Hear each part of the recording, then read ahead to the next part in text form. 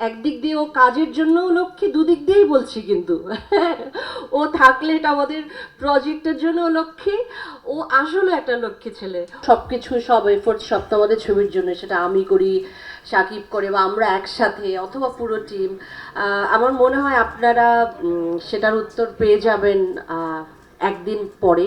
রায়হান রাফি, যার সাথে কাজ না করলে আসলে আমি বুঝতে পারতাম না যে যে মানুষটা আসলে তার ছবিটাকে কতটা ভালোবাসে। আফজাল ভাইয়ের সঙ্গে কাজ করবার সৌভাগ্য হয়েছে আবার অনেক দিন পরে, যার হাত দিয়ে আসলে আমার কাজ শুরু হয়েছিল।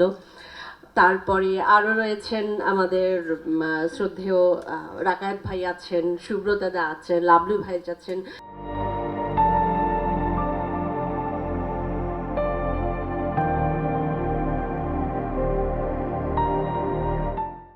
আমাদের রোজি আপা ছিলেন।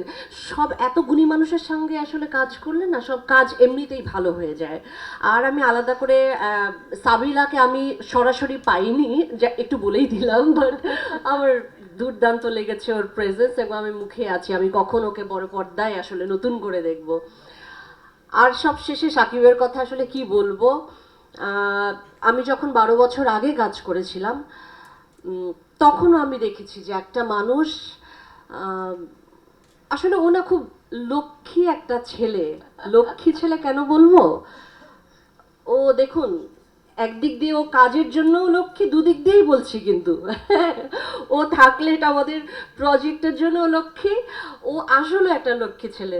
ও যখন কাজ করে, ও যে কত পরিশ্রমী, ও যে কেমন করে কাজ করে, এবং একটা আর্টিস্টের সঙ্গে যখন কাজ করার যে আনন্দ, একজন এরকম মানে তৈরি আর্টিস্ট যে কিনা আসলে এত ভালো বোঝে টেকনিক্যাল এবং অভিনয়ের জায়গাটা, আপনারা আবার নতুন করে নিশ্চয়ই ওকে ডিসকভার করবেন, আমার আর বলবার কিছু না। But it was very delight to share, মানে ওর সঙ্গে আমার স্ক্রিন শেয়ার।